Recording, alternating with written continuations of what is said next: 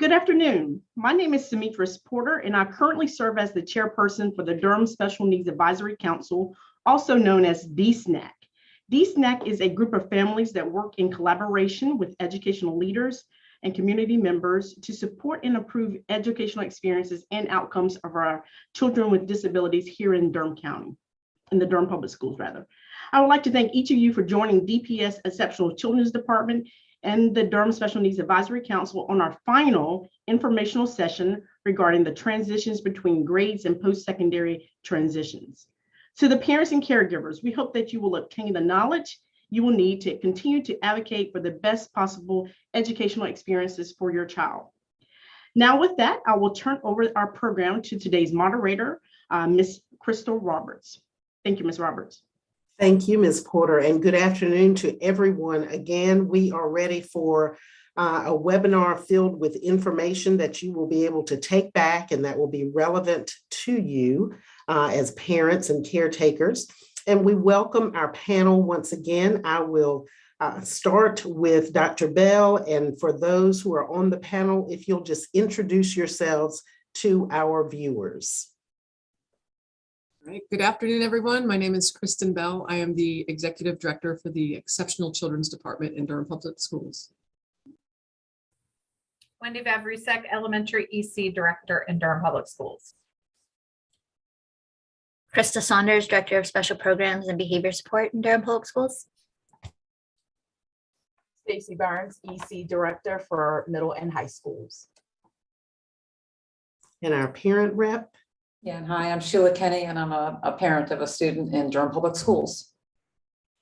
Thank you all for being here. These have been wonderfully robust conversations about exceptional children's programming and how to navigate. Today, as Ms. Porter said, our topic is transitions between grades and post-secondary transitions. And we're going to start off, if you will, Dr. Bell, with providing a definition of transition and the process of transition. Yes, super. Transition can be a really broad word, but in the context of today's conversation, we're really talking about processes that happen when students may be moving from preschool services to kindergarten, school aged, as well as students who may be moving from elementary to middle school, middle to high school. And then high schoolers, their big transition is post-secondary, whatever that next step is to for them. Could be employment, post-secondary education, or several other options. So that's what we're talking about today when we talk about transition.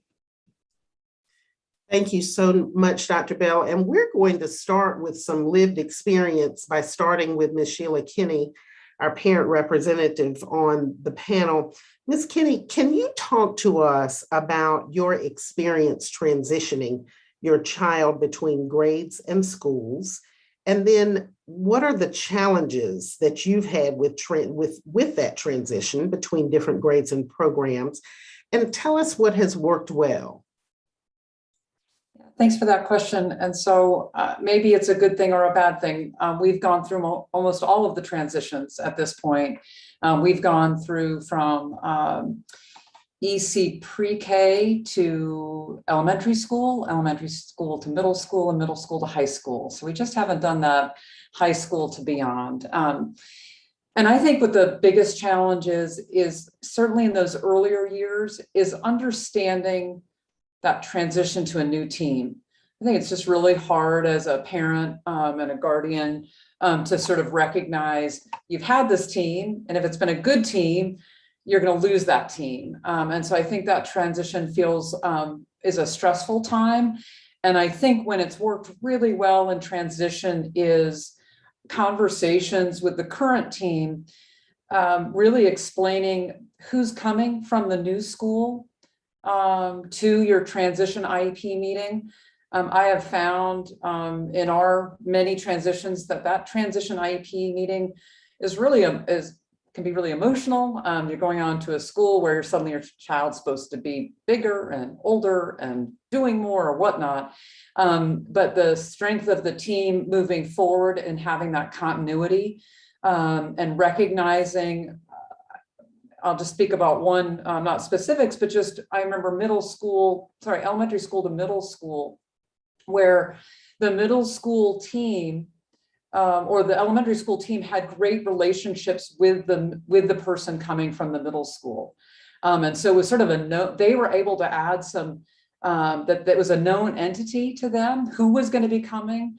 And that gave me a lot of confidence that they were going to understand what needs we had moving forward to that next school.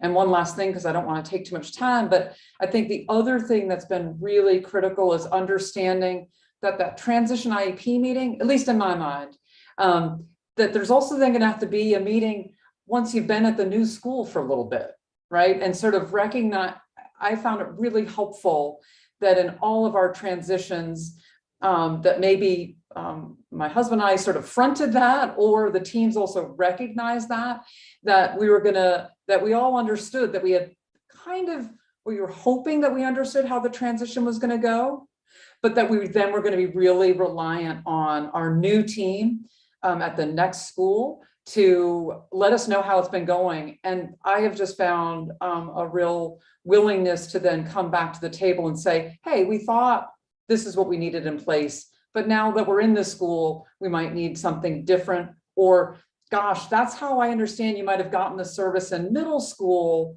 but this is how it might work in a high school calendar. And so I do think also being really open with the team, or team members being really open about a recognition that some service delivery and some goals and things like that might also need to adjust by the very nature of it being a different, not a different school, like changing within a middle school to a different middle school, but more of that, what the schedule is like, where there are those moments between classes and things like that. So I think I've been really grateful for when IEP teams have actually really understood what either high school really looks like or middle school really looks like, and understands how to mesh that in with what you have as current goals. Thank you, Ms. Kinney. I saw lots of visual affirmation around the room there. We're going to go to Stacy and Wendy, and I have a question, or we have a question for you. Based on previous sessions, it seems like every stage has different terminology and placement.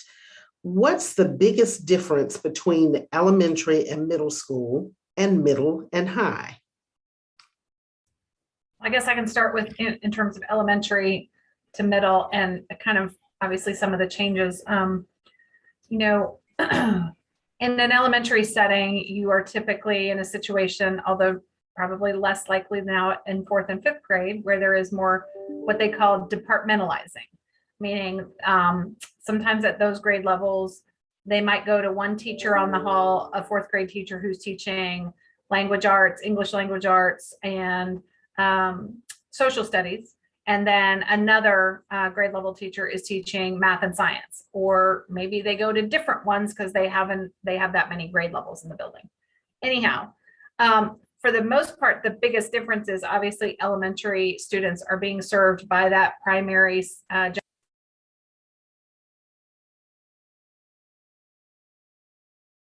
I just got muted by Zoom. Sorry about that. Everybody okay now? So I'll back up. Primary in an elementary school, students are being in that one general education classroom, with the exception of that departmentalizing thing that happens in those later years. They are then going out maybe to a special education teacher's classroom for resource support, or that resource teacher is coming into their general education setting. It looks different when they're moving to middle school, because middle school has that period by period schedule.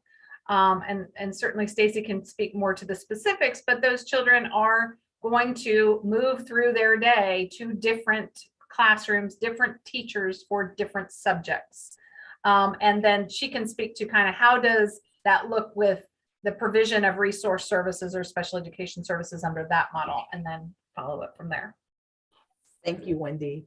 So in one of the other things that we find different when we think about, like Wendy was saying, with the schedule. So you have like in ELA, now you have, which is reading and writing together. And then you have, social studies and science, and they do move period by period. you have more, like the electives are more, they're different from middle to high. And then you don't have that recess period that you have in elementary school as well. And so then we start looking at testing looks different too.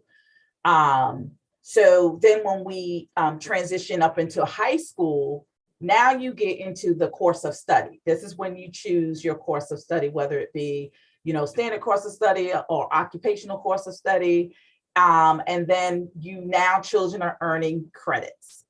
And so based on, and there are requirements to graduation. So you have to have certain English classes and number of English and number of math, number of CTE, career technical education credits, electives. And so, and then we get to also, like I said, like the pathway. So those are the things that are different from, you still need to learn, you know, you still have the same subject like reading, math, social studies, all through K-12, but it just looks different, like pathway, and then the credit earning as you get into when you get into high school.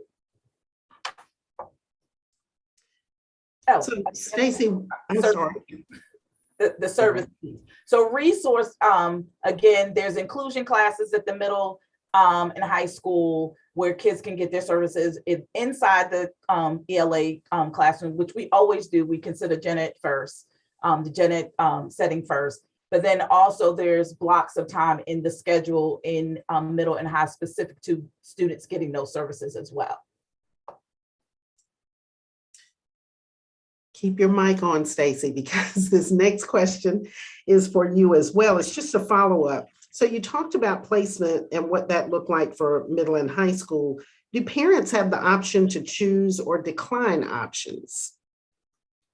Well, so when we think about high school, that is credits are determined based on state requirements. But there are like different pathways for like students with a specific learning disability in math. There are different options that the IEP team can consider when it comes down to that. If they believe that the student will not be able to, you know, complete that math class, there's an alternate pathway to that.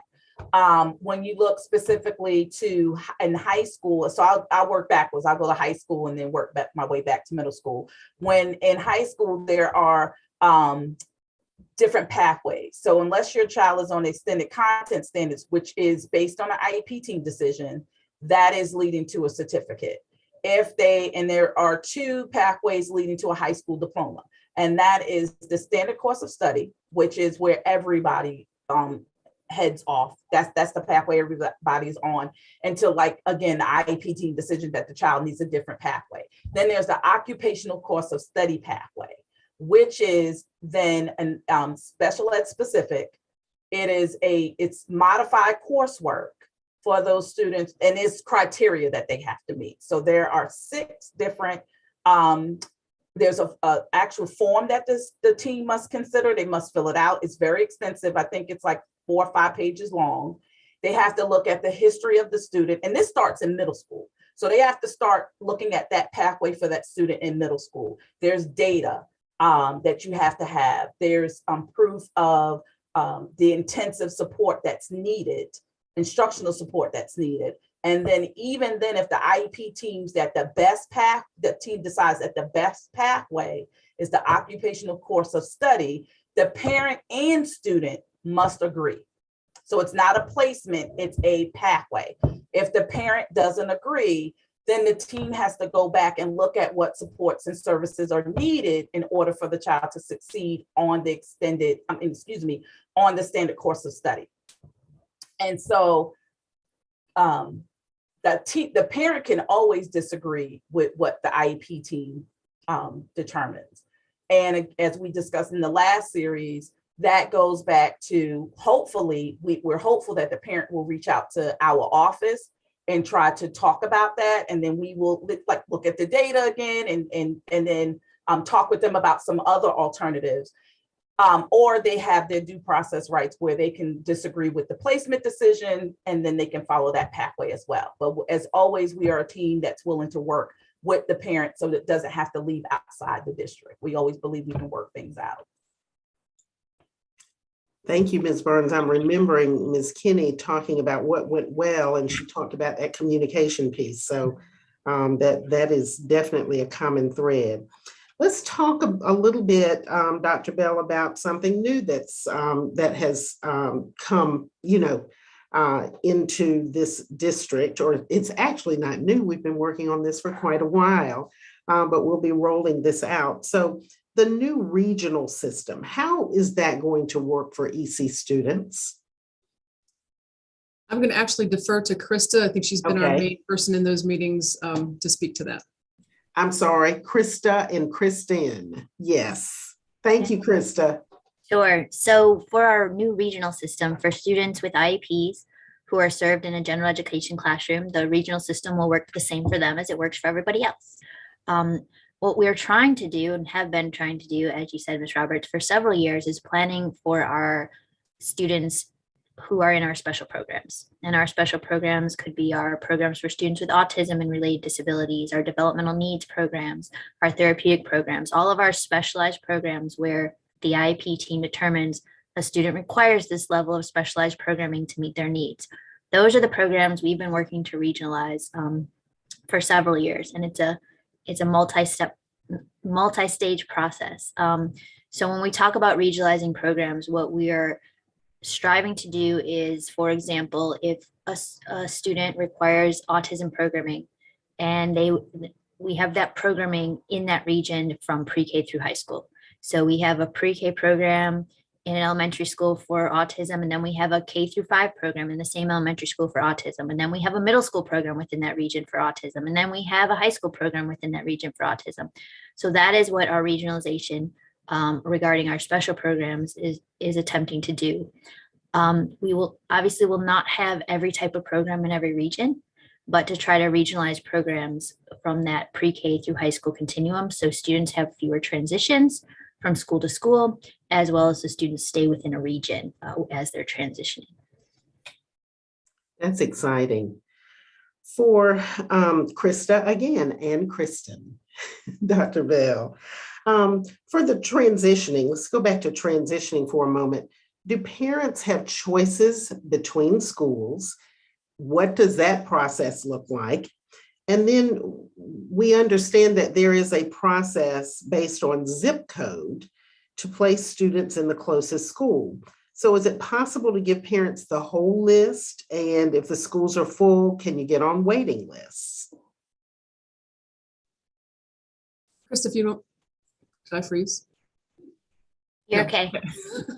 Just starting in general, the general process for parents who want to apply to magnet schools, lottery schools, school choice is open for anyone. Where it starts to get complicated is, as Krista said before, if a student requires a special program, and those are regionalized and to be even more streamlined regionalized, and they're not at every school, that's where the assignment would come from our office, and it may limit some choices for parents, just because the limitation of where those programs are located.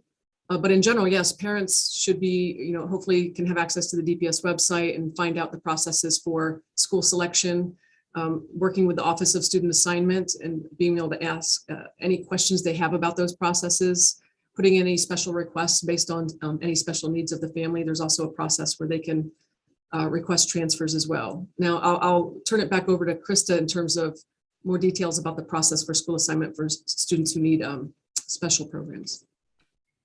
So for students whose IEP teams determine that they require a special program to meet their needs, we do look at your base school. That's our first place that we look. So we use your address, where you live, and look at where your base school would be. And then we ask the question, does the base school have the program that the IEP team determined that your child needs? And does that program have available space? If the answer to both those questions is yes, then your child is assigned to their base school, to the program that meets their needs. If the answer is no, either because the school does not have the program or because that program that is there is already full, and we've talked about in previous sessions how we have capacities on the classrooms per the Department of Public Instruction. We can only have so many students in our special programs. So if the class is full or your homeschool doesn't have that appropriate class, then we look at the next closest school to where you live that has a program and that program has available space.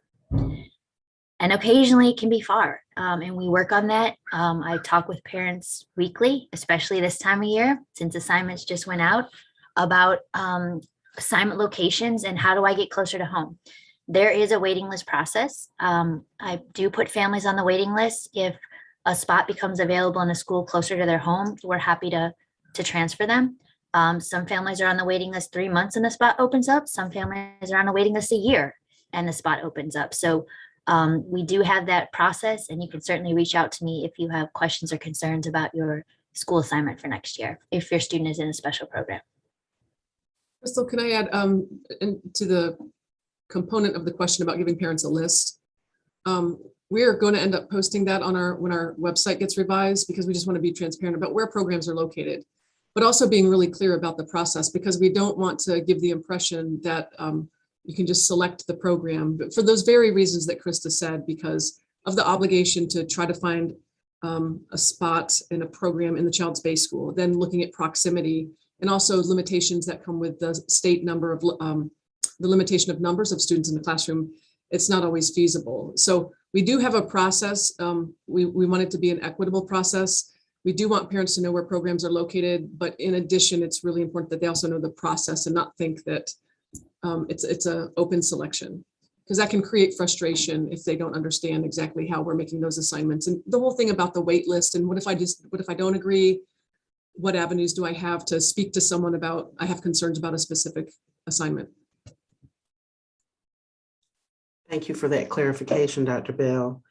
We're going to go to the next question, and this is for Stacy and Krista.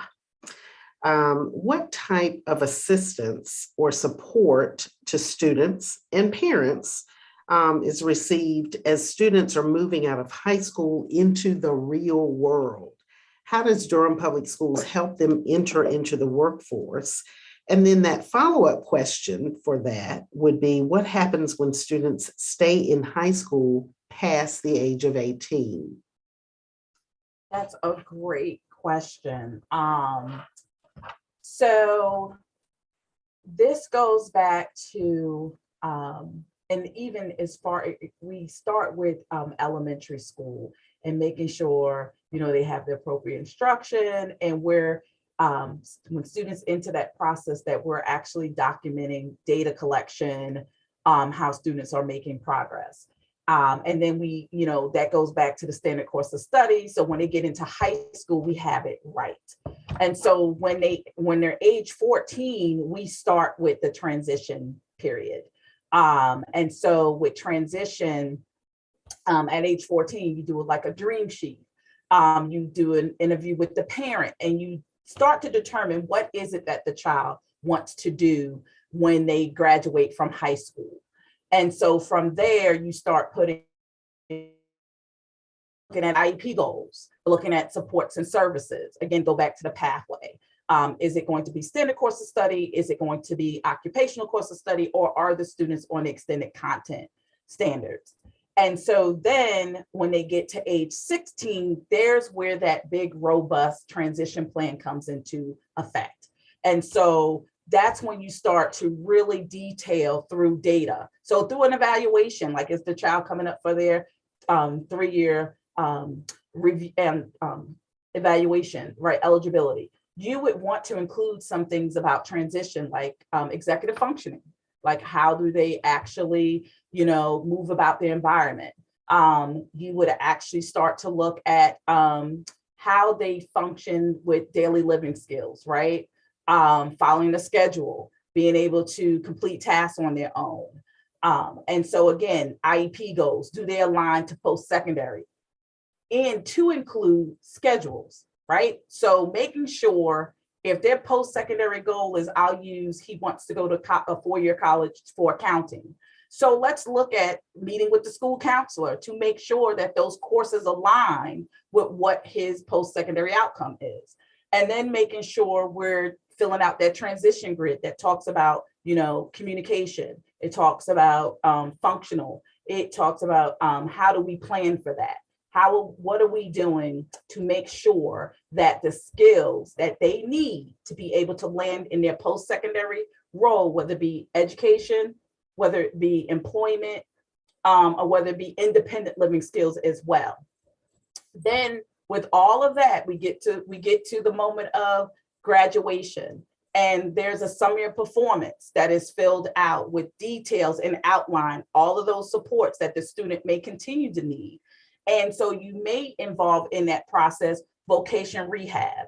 You may involve them in that process where you can then hand them, if you will, over to an agency that will continue that support. And so whether that be employment, or whether that be helping them access to services in college, like getting their accommodations in college, you want to be able to connect them to a community agency, or yourself help them connect with the agencies at the college. Now, when we look at occupational course of study, now this is not a 5-minute answer. So when we look at occupational course of study, that's twofold. That gives the child the option to not go to a 4-year college, but go to a 2-year college or go straight to employment. And that program is designed to give students not only academic skills, but pre-employment skills to be able to access employment after work if they choose to. And so again, but where it all comes into play to include parent is the IEP team. There needs to be a conversation, and an open and genuine conversation about what they actually need. How can parent and team work together? So if Johnny wants to go and register to vote, how do we support the parent in getting them access to help Johnny go and register to vote or obtain a driver's license? What do we need to do in school? And then how do we need to support the parent, and how do we get them connected to be able to do those things? And so it's really parent and community, and even inviting agencies in. If parents are working with an agency, or if we are working with VR, having them come to the table, having everyone at the table, to include if the child receives related services. So definitely want to make sure that IEPs align to post-secondary outcomes, data is being collected, making sure they're on the right course of study, making sure that the school has built in a program that is going to give them those skills. And then at the end of the day, the SOP, making sure we hand off that robust document over, so that way when they access whatever is school or work, that everyone knows what that student needs to continue. If Krista, I left anything out. Yeah, and I'll just add, so for part of the question was for students who stay in school past their 18. We have many students that stay in school past 18. We have many students in special programs who stay until they're 22.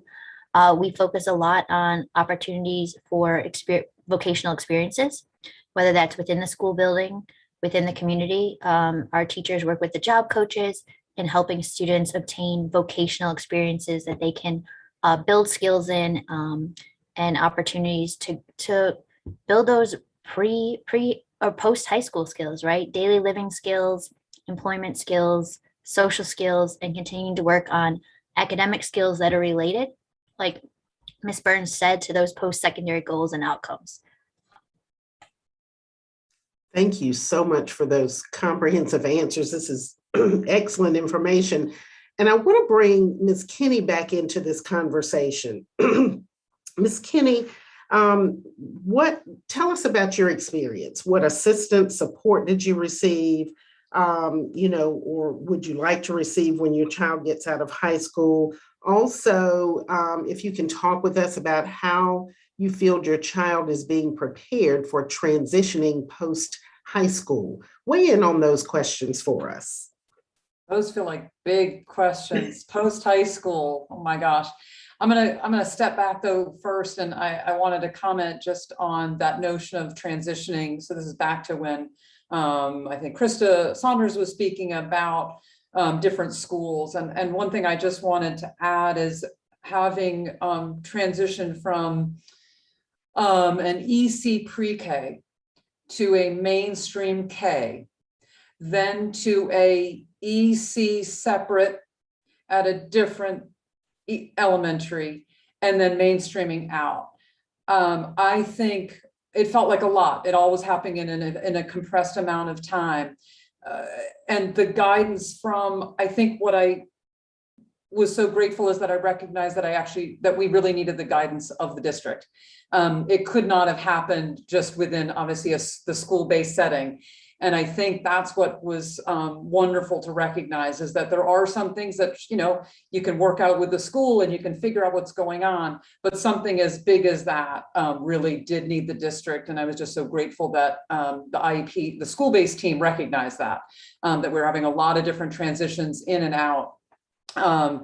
Not all in one school year, but it just was something that really did need some attention of the district, and not because the school-based team was not up for it. It was just that it did require, as Krista was talking about, what school had what program and what did that look like. So I just wanted to sort of shout that out, of that it felt, maybe a little bit intimidating at first to sort of recognize that one did really need the district to be involved, not for an acrimonious reason or but really just because of the idea that it was the district that knew what programs, where, what classrooms were going to be available that next school year. So again, just sort of recognizing that it sometimes does need to go beyond your school-based team. But then as to sort of the notion of receiving assistance, and then sort of more importantly, I guess the preparation, since we're not there yet, is I think I've really found that if your child is able and is comfortable with, is having that child involved in the IEP meetings as early as possible. I was grateful for the support of our EC staff in elementary school, who felt that they felt that it was time for our child to join in 4th grade. Not for, more than a minute or sometimes, but still his awareness of what was going on and his ability to start speaking about what services were working, what did he think he needed.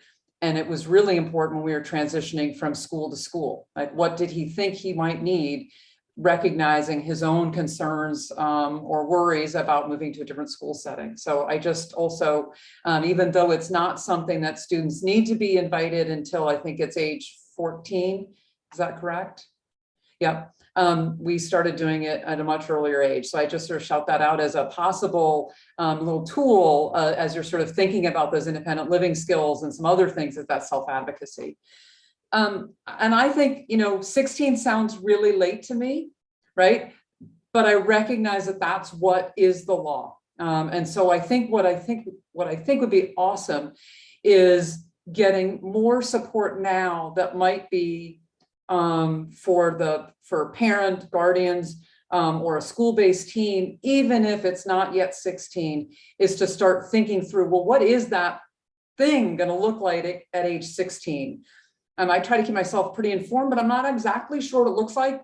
Part of it's avoidant, right? I'm getting it's a little worrisome to suddenly have your child become 14, then 15, and closer to that transition out of high school years. But I think that would be, I think I realized just by hearing this conversation, oh gosh, wait a second, I have some questions to ask. So I think that's what's really, there's so much time spent, rightfully so, on how is this class going, how that class is going, how's the transition just to the school going, that suddenly a whole year passes and you're like, wait a second, we're now closer to that next stage. So I really appreciate hearing from Ms. Burns and Ms. Saunders and Dr. Bell, and recognizing that there's also, I think, if parents and guardians are able to, not wanting to burden anyone, but if it's something, adding another piece to that toolkit of thinking through, what is that age 16 going to look like? And now that we're in high school, can we start thinking about that now, even if it's not creating the actual document, and sort of needing a little more support, I recognize, on that piece. I think what's, so that's, but I feel like we're getting there now. I think what's hard about transition out of high school is you first have to transition into high school. And so, and that's true for middle school. Okay, how are we going to, transition out of middle school? Well, shoot, still you got to be in middle school. So I think that's something that's hard, is there's a lot of transition, a lot of adjustment that's needed. but then suddenly that time goes quickly that you suddenly need to start thinking about transition. So I really think I'd like to, for my own advocacy, is start realizing I want to make sure I'm having those robust conversations now, recognizing I don't have the language. But being upfront about that, I think, is totally appropriate and has always served me well, is to make sure I'm asking the right questions, say, hey, I recognize that this is the next big thing. I don't think I'm yet prepared. And it's not asking someone to do something they can't, which is the IEP team can't suddenly do the 16-year-old document when you're 14, but more, can I just have some of those tools? So when I'm thinking about summers or next year or whatnot, I feel a little better versed. So that's something I think I'd like, is to sort of make sure I sort of have a better handle on it. But what I've really appreciated is just that recognition that independent living skills, I think, are hard at times for us to, as parents, to sometimes connect to school, right? We're sort of thinking about it. And this I'm thinking about in terms of if your child's mainstreamed, that language isn't coming up as much in your IEP meetings, but I recognize, hearing from Ms. Burns and Ms. Saunders and Dr. Bell, that it needs to be, right? So I think that's something else that I think a lot of times where a school-based team might be really focused on a particular goal. And I'm really appreciating hearing that we always need to be thinking about that framework of independent living skills, transition skills, post-high school, even in those earlier years. And so I think I've really want to also add that to my my quiver of arrows, whatever it might be, but is sort of asking that, is say, hey, can we really connect all these things we're talking about? Can we take a step back and really talk about how this relates to that notion of independent living skills? So I just appreciated hearing that and recognizing, gosh, it's okay to talk about it, even and bring it up. And I just need to get sort of, need to maybe ask some more questions. So I think the last piece I'll add is, I think what a powerful statement is when over the years, every IEP meeting you're asked, what are the parents or guardians, I think it's sort of goals for your child. And to realize how I really take time to think about that. And also ask my child, and his IEP or EC case manager, really starting in middle school, was asking him that. And to see that develop as well has really been great, to sort of hear also the changes in that. So, and I hope other families can kind of find some power in where they felt that they were, maybe at EC pre-K, and to where they might be now in elementary school or middle school, and where they might be in high school. So again, I know it's a small piece of the IEP meeting, but I think it is something that really deserves attention, because it does really fit in with what Ms. Burns was talking about, is what is that plan? And to see that transition of what one's family and the child's ideas of what their goals are for themselves, and is really important. So I'll stop there. That was perfect, Ms. Kinney. Thank you so much for encouraging the parent's voice and for your courage of just sharing, your hesitancy, your fears, because we all have them. I think Dr. Bell had some information, and then Ms. Burns had some additional information she'd like to share as well on that topic. Yeah, thank you. I want to make sure that we mention or reiterate the importance of a critical player in these processes, the school counselor. We've been having a lot of internal conversations and collaborations to make sure we tighten that up on our end in the district, that regardless of the program or placement of the student, that the school counselor is a really important, critical, integral member of the IEP team. Because I think sometimes parents and students may think that there are just no options post-secondary if I'm not going to a four-year college, and that's just not true. We want to tailor it to the student's need, like Stacy said, through that transition planning process and those conversations. But there are 2-year and 4-year options for students who are in the extended content standards programs. And our counselors have that information. So they need to be a part of those meetings and sharing that information with students and parents and the team to make sure that every child and every parent knows all of the options that are available and that we're not limiting those options. And to Ms. Kenny's point, like doing that early enough so that there is this preparation process that by the time that child exits, whether with a regular diploma or a certificate or OCS diploma, they're crystal clear on what their next steps are going to be and they're as prepared as possible. And the second thing, to Ms. Kenny's point, is too, I love that conversation around student self-advocacy. I think it's another huge area of opportunity in our district. I think some folks do a better job of it than others. I love that that was happening for your child back in 4th grade to some degree, right? And that can happen in elementary. We start including students in some aspect as appropriate, where they can start to understand what their strengths and needs are. And eventually then, right, definitely by high school, as appropriate for that child, being able to self-advocate, and being a part of IEP meetings as they can, and transition planning, and definitely regardless of what they're doing post-secondary. If I'm going into employment, if I'm going into schooling, I know how to then advocate for myself, ask for what I need and what I want appropriately. So those came out of me just listening to you, Ms. Kenny. I appreciate that. Ms. Burns? Yes, and so I just want to make one comment, and then there was a ask of me in the chat. But the age 14 is to ensure that the students' interests and preferences are considered in the development of the IEP. So that's where they should start looking at, like, course of study should be when they're going from 8th, and I always like to say even in 6th grade, you have to start looking at that data to determine, have a good understanding of the course of study. When they get to high school, you're at that transition meeting talking about course of study. And the counselor, as like Dr. Bell said, is crucial in that conversation, because they can say, these are the courses that are needed.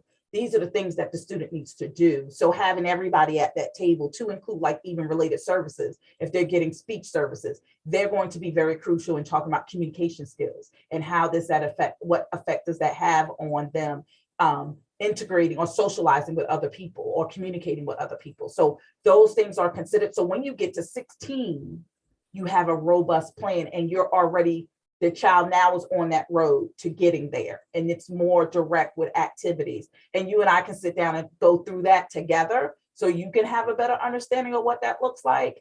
And so then the question was speaking more about vocational services and processes with local agencies. So we as a school team like to get VR involved early as possible to make sure that we do the referral. So if they do qualify for services, we get them involved as soon as possible. And they're at those IEP meetings, given definite hearing, getting the data, they may do interviews with families, some additional assessments, and then we come together as a team and we work out a plan. So there may be services that they may be able to participate while they're in school to help build some skills, or they give us advisement on some things that they may be able to do, what we may be able to do as a school team, so we stay connected. And then all of that is documented in the IEP. There are times when families have other services that they would like to, that they would like to participate in the IEP meetings. At that point, what we would do is the parent can bring them. But if we want to make sure that they receive the invitation, there's a part in the system where we seek permission from the family by way of invitation. So giving consent. So there's a consent document that the parent will say, we would like to invite X agency to this meeting because we think they'll be integral in helping with the development IEP. Parent then gives consent. Once we get that consent, then we send an official IEP invitation to that agency. So there are many different ways that we can involve the agency. Vocational rehabilitation, thank you, Dr. Bell. And special ed, we use a lot of acronyms. It is vocational rehabilitation. And so we are working to have our school teams give this information upfront to parents. So this way they are aware of all of the resources available to them. And one of the things too, like the counselor can do, school counselor, as Dr. Bell said, is help make connections. There are a lot of opportunities for students to have when post-secondary. The counselor is an integral part. And so we'll be working with them as well to make sure parents have a toolbox, a wealth of information that they can choose from, and then be able to come to IEP meetings and meaningfully participate because they have an understanding of what's happening. I'll just add real quick when we talk about community supports and agencies. Alliance Health is our managed care organization for Durham. So that is a great place to start. If you have a student who needs mental health supports and or has developmental disabilities, we would strongly encourage you to start as young as preschool, as soon as they're identified, because there are going to be services and supports that you may need throughout their entire development. And when we get to post-secondary, there are waiting lists you probably want to get on as young as elementary school, so that when your student gets to high school and beyond, that those services are available and they're higher on that waiting list so they can access them. So that's a really good place to get started. It's a great resource here in Durham, and that they'll direct you in the right way. Thank you, Ms. Saunders. Wendy, we're going to bring you back into the conversation here and ask you about the transition between EC pre-K and EC kindergarten. What does that look like? It is different. It is particularly different in that many pre-K students might be supported 2 days a week, 3 days a week, or 5 days a week. A team determines their need at that age based on obviously what are the delays or the concerns and the needs. And they also determine whether or not they are there for just a few hours of the day, or if they extend the day. Some students are involved in, I guess, what we are equivalent in the K through 12 realm of a special program, a classroom that is exclusively combined of made up of children with disabilities and IEPs.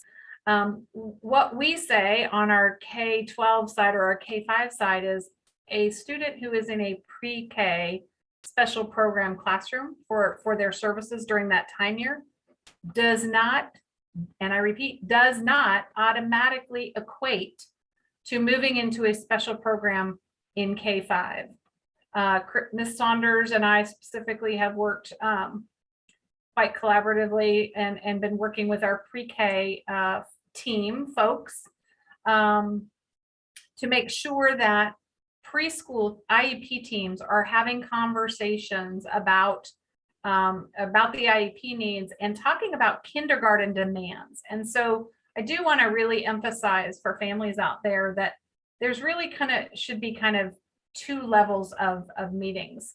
So when if I have a pre-K student who's going to be entering kindergarten in the fall, there should be a meeting where you're coming with your pre-K team and perhaps a kindergarten teacher in that building, even if that's not your base school, so that there can be a conversation about kindergarten curriculum, expectations, and so that the team can be informed about what the kindergarten demands would look like and whether or not that child can appropriately be served in a general education kindergarten classroom and receive their support, whatever that is deemed on that resource continuum, from minimal amount of services either in the classroom or in a special education classroom, but they don't need a special program.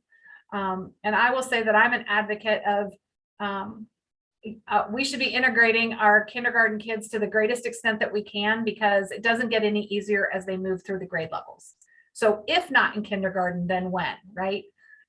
So we would want them to be, of course, we recognize that there are students who have some really significant needs and may need that specialized type of environment for the right reasons.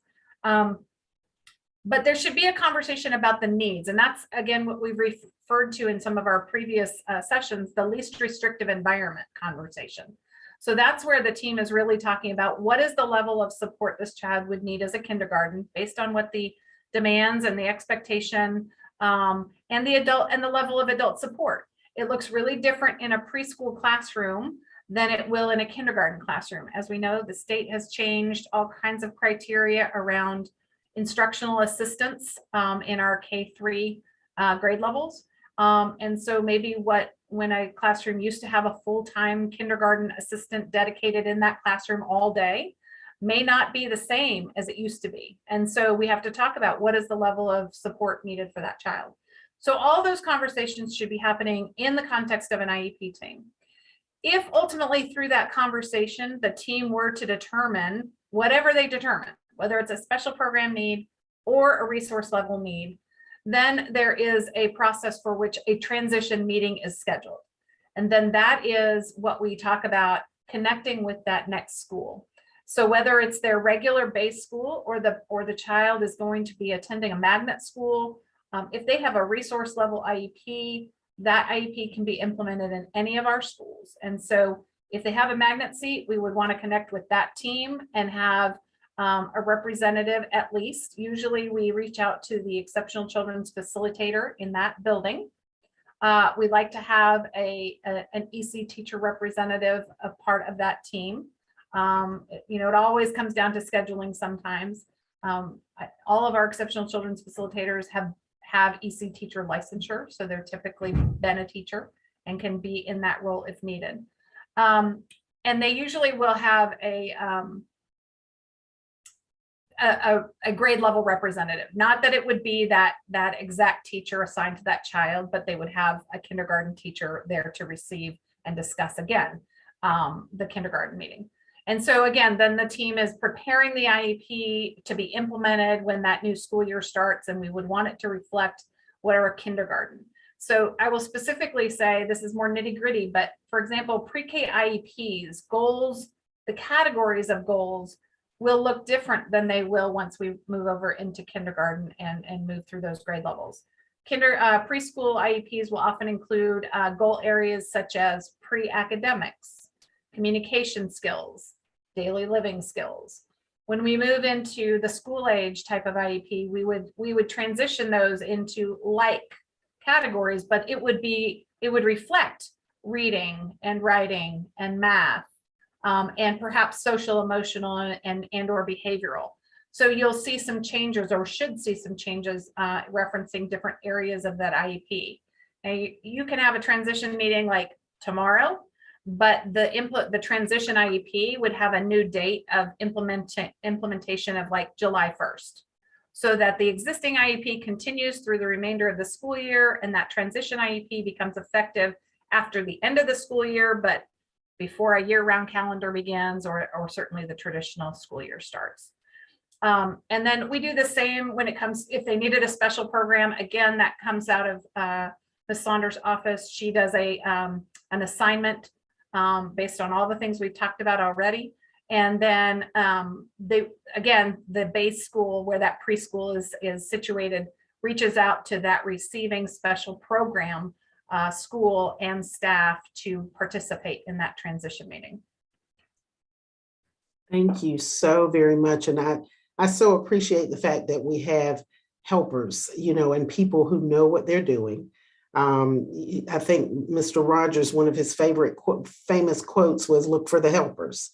So for those who are listening and viewing, you know, there is help. There is help. I think Ms. Porter had a question, a follow-up question from Ms. Saunders. Yes, thank you, Ms. Roberts. Ms. Saunders, you spoke, you alluded to Alliance Health as one of the community partners. Can you speak more to that, about telling our listeners a little bit about who they are, what they do, and when should families start to inquire more about that type of support, because as I have found out, you're right, there are long waiting lists. And so what does that mean? And what, when should a parent, or what parents, which kids should reach out to that type of resource?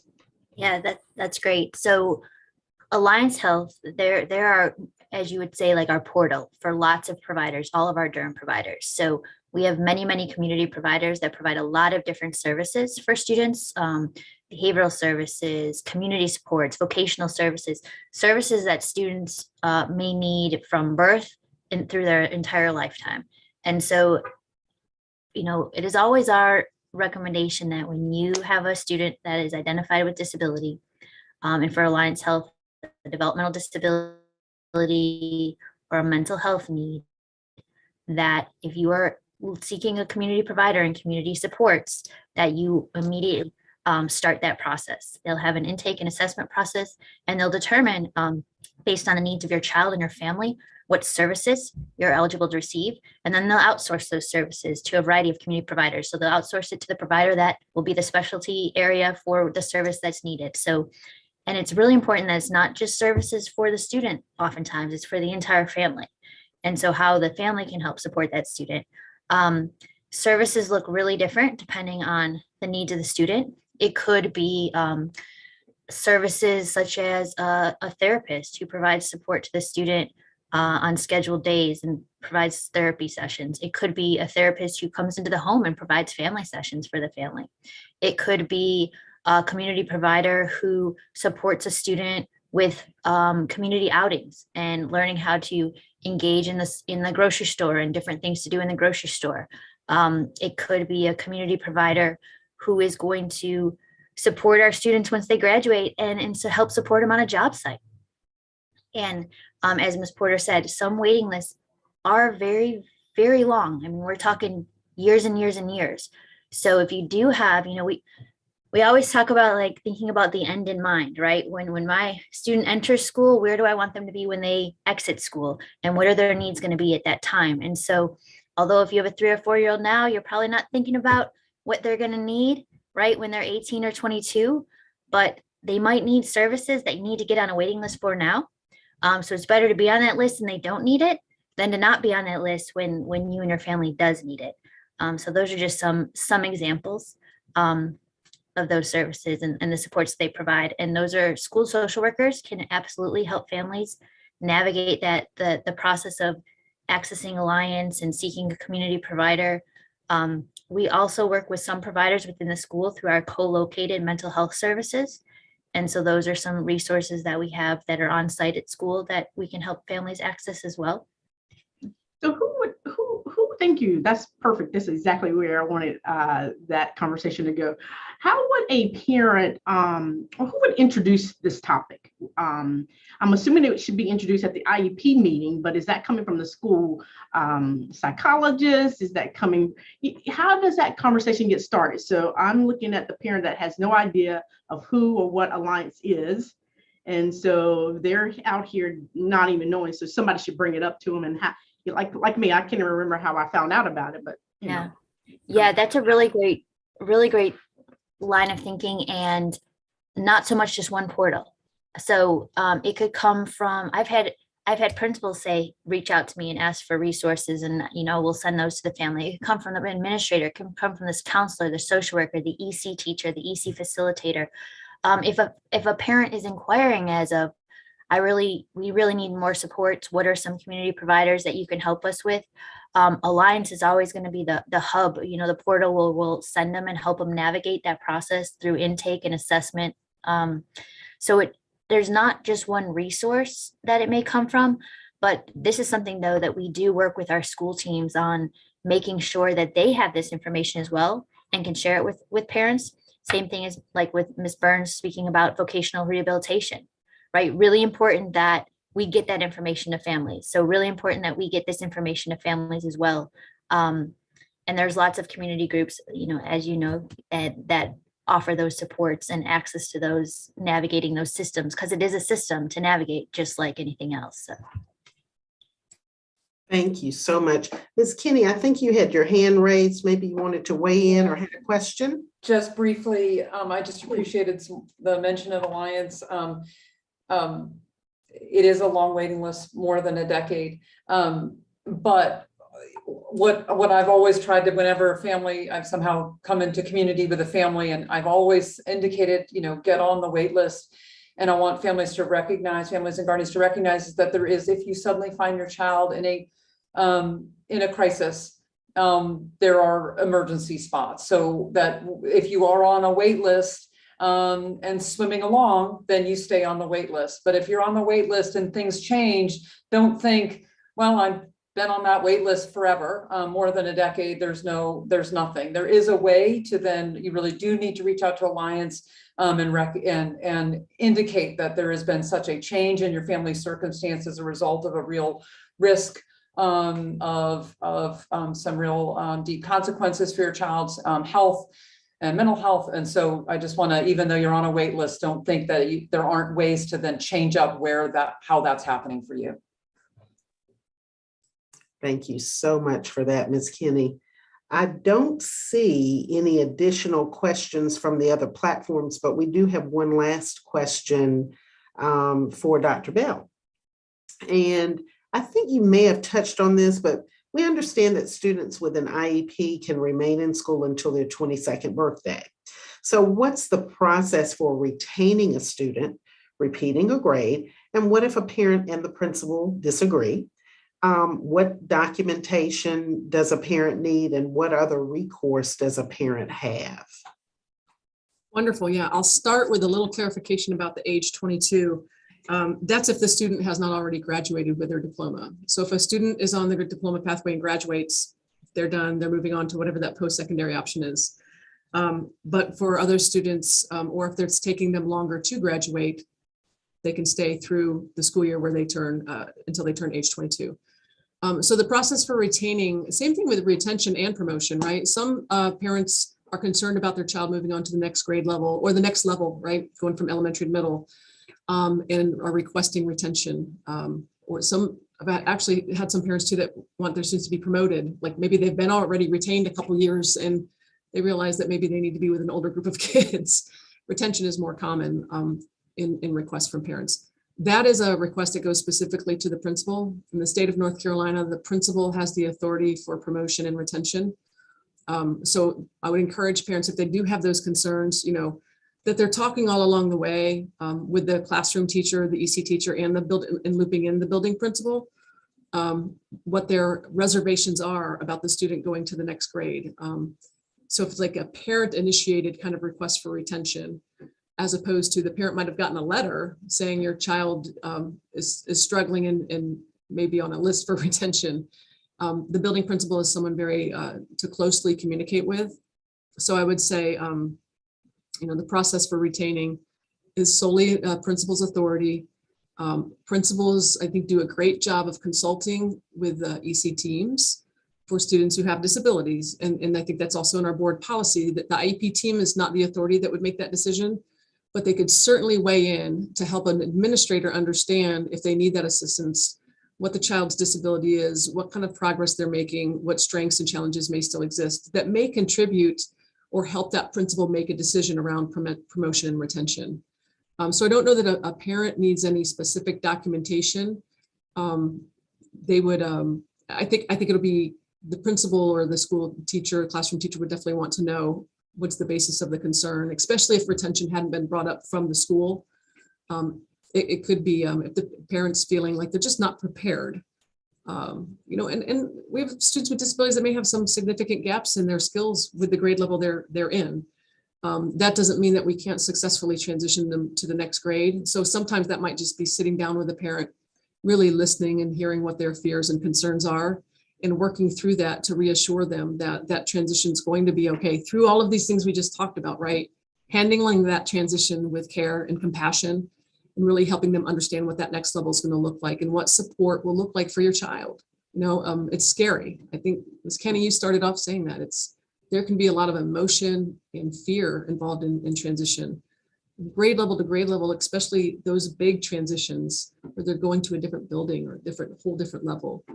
But I also think that, you know, if there's concern with the principal's decision, like we've said in our previous sessions, parents can reach out to us. We can't overrule the principal's decision, but I also think there's a review committee that could review that decision, and there's like an appeal process. And I think that's outlined in our board policy.